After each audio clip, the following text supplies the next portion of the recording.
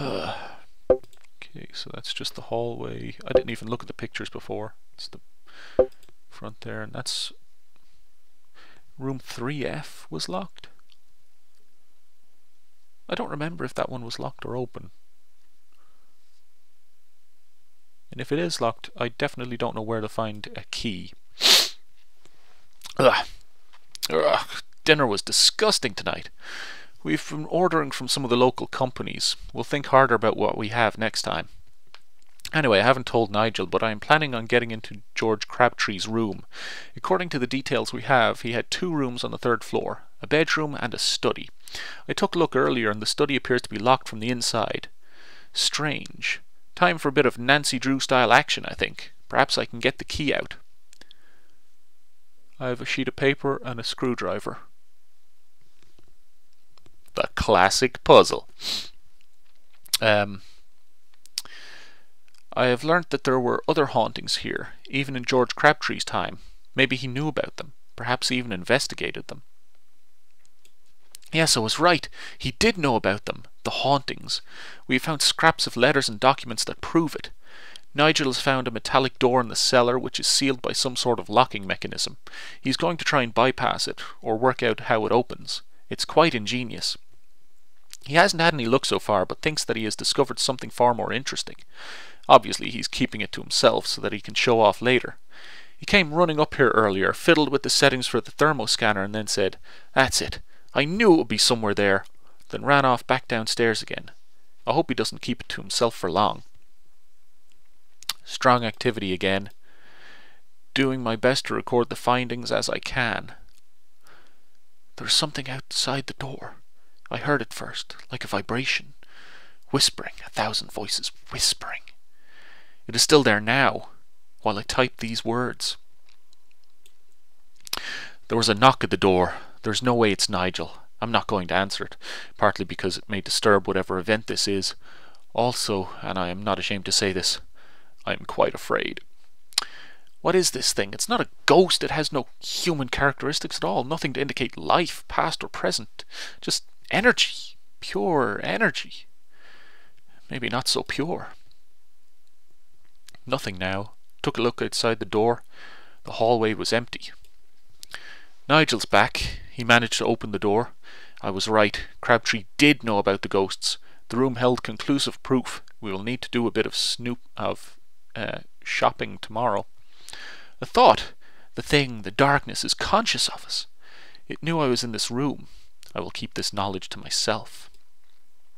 It's been tampering with the lights.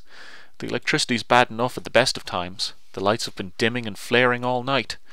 I also heard someone in the hall outside. They walked past the door en route to the bathroom. There's a presence in the kitchen area. I was doing the rounds checking the cans and I heard someone in the kitchen. Female, a strong Dorset accent. She just said, "Who are you?"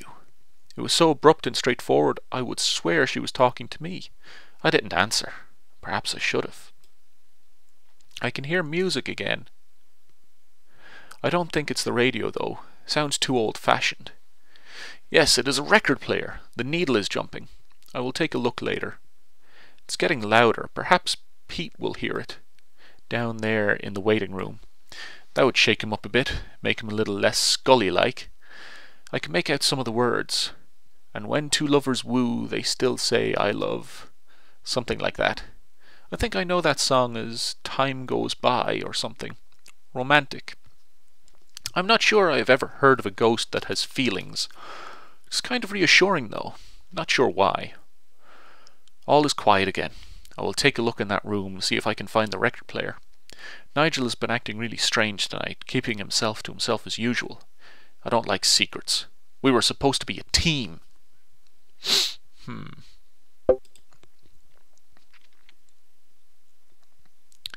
Okay, so 3F is next to the room where the record player was. Okay. Throat's getting a little bit dry and awkward. A bit sore. Probably because of that stupid little fly. Up early, you will notice. Very early.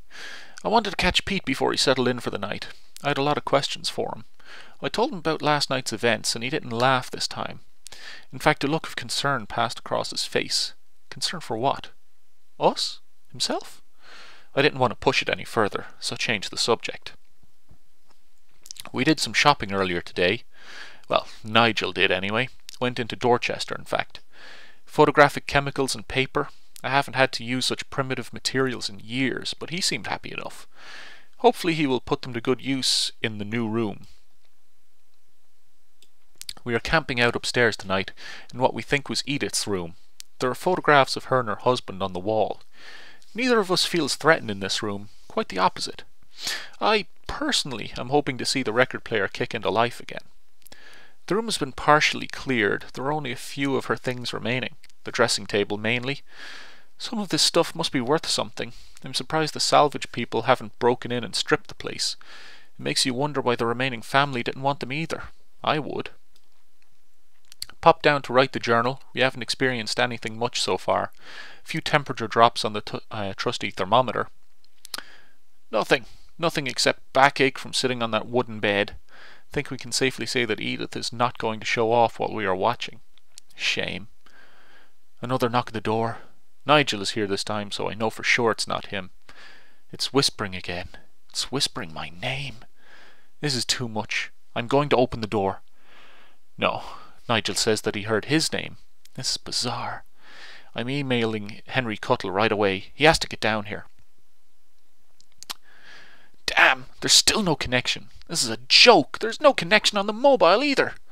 I'm scared to stay in this room, and I'm terrified to leave it. We sat it out. I didn't open the door. It seems to have passed. I've got to calm down. This reaction is no use. The survey will be worthless if we don't keep our wits together. I think we will spend the rest of the night in the bar. Sadly, there is not a drop to drink, not even a bottle of ancient brandy. It'll be light soon. I'm pleased for that. The bar was quiet and felt safer than this room. Something odd did happen, though. We heard a phone ringing, quite nearby. Perhaps the reception phone. There's no way the connection is functioning, so I have no explanation. It's well known that some spirits communicate via electronic sources. Perhaps someone was trying to communicate with us. Next time I will answer it. Bedtime. A chance to rest and get my thoughts together. So, where is that picture there? Basement? Yeah, that'd be the basement. Nigel is preparing a surprise in the cellar. He's a sweet bloke, he means well, but he really doesn't have any idea how to impress a girl. Bless him. He has finally decided to share his work with me. I'm dying to find out what he's been doing in that cellar. God knows what it will be, but it has taken him a lot of work, and full use of the thermocam. Incredible! People must know about this. How do you keep something like this a secret? Well, they have for centuries so far, so a few more years wasn't exactly a problem. It has to be one of the major archaeological finds in the UK. I will write more later, as I am desperate to get back down there. I only popped up to get the torch. We'll be back soon. It's following us! Christ! It was down there! Damn you, Nigel, what have you done? Oh God, where is he? I cannot see him on the cams! He was right behind me. I was running up the stairs. I turned and he was gone. I could hear it whispering again. It's mocking me. It is conscious. It's been stalking us. Oh God, what am I going to do? It's here. It's outside the door again. If I'm quiet, if I hide, if I curl up as small as possible, it won't find me. It's whispering my name. It knows me. It can feel my fear. Pete? I can call to him. I'm on the other side of the platform, but he may hear me. Please, God, let him hear me. It's gone. The whispering is gone. There was no knock at the door. I'm going to find Nigel. We must get out of here. The survey can go to hell. I'll get Pete too. He has to come with us. No one is staying here. I'll check the hallway first. And then she was gone. Well, let's sit back and we'll enjoy some recordings and let my throat rest a little.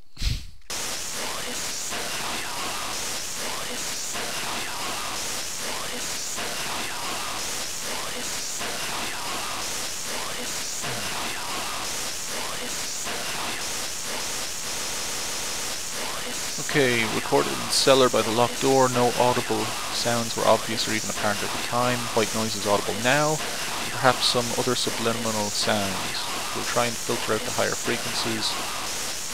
Further note, amazing. There's a definite voice. Took a fair bit of cleaning, but it has been worth it. Took a snapshot with the camera of where it was recorded.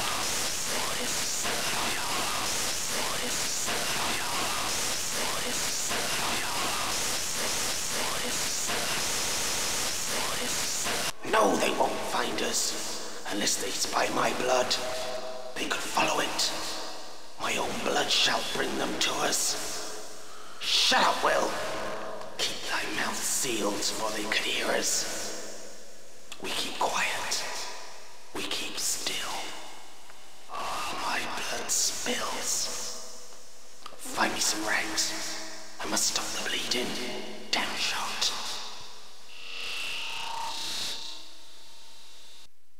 No, they won't. Goddamn.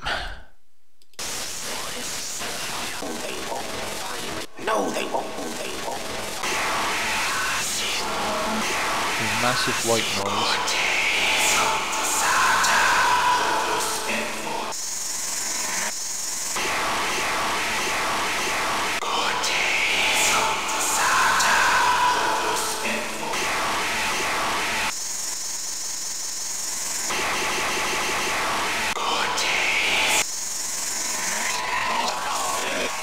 Not in silent conditions, there was a tap trickle and it picked up very clearly. No other sounds were detected.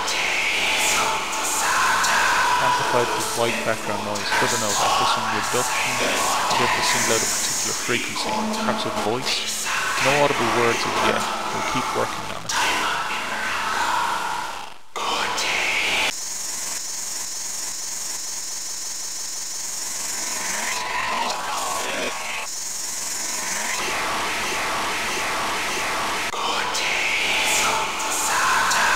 No, not getting really into that one. Okay, recorded in loft near the window. Could only just see out of the window. Thought I saw a building out in the woods. Too tired to investigate, should be in bed. Will be too tired for tonight. Anyway, the sound file was rushed. Further note, there's massive radio noise on this file. It has rendered it almost useless. Talk now, in mind. No eyes, blind eyes. Deep down here. Like me, taking me.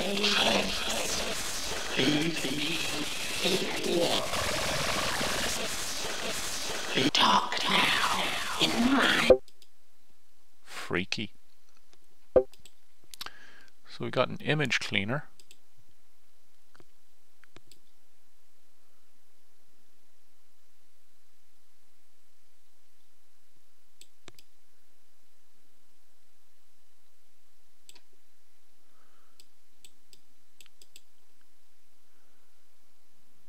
Okay.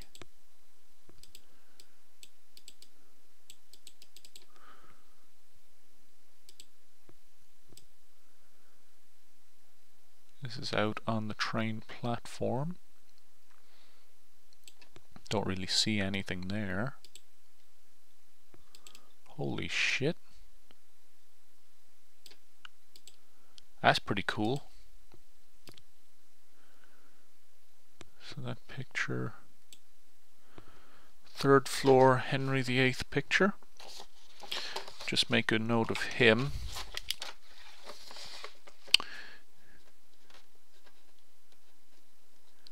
Third floor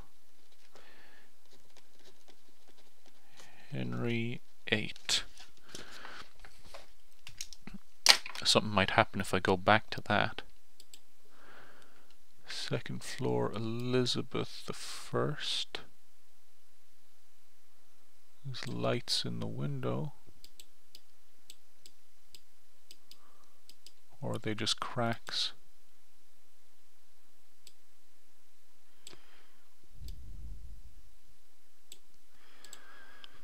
And we've got weird energy there.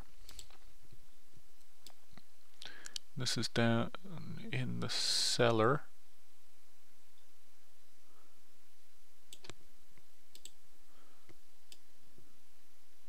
Then he caught himself on camera in the reception area. Okay. Oh, we got some music.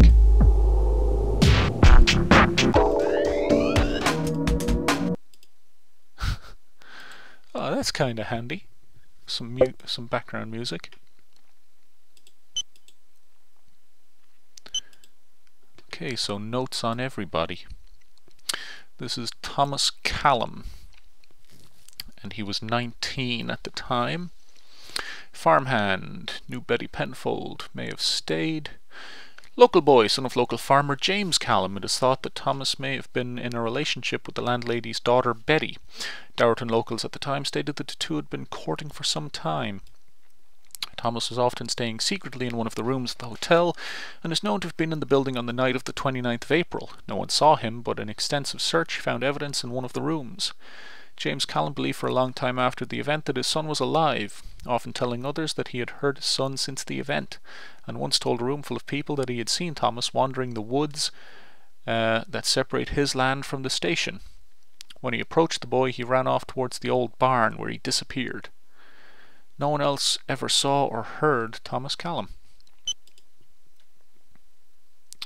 So that's Crabtree, eh? Connection to hotel, owner and resident. Dark room, studio on 3rd floor. George Crabtree was the owner of the Station Hotel after it was passed to him by his father, who built it in 1885 on the site of an old inn or public house.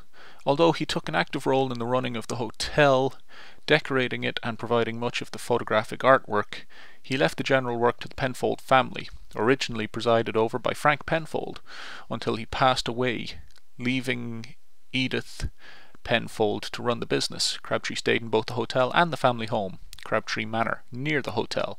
He was often seen walking between the two. Crabtree was a keen photographer and had a strong interest in the paranormal, especially ghosts and ancient local folklore. We suspect that he was carrying out some sort of experiment leading up to the night of the 29th of April. Nigel has been able to enter the dark room, but only after solving a quite elaborate locking system. It would appear that Crabtree had a keen sense of humour and sense of adventure, and we hope to enter his studio soon. The Crabtree family sealed his room after the original police investigation and have left it so since. They very rarely mention George after the event, removing his name from the family tree.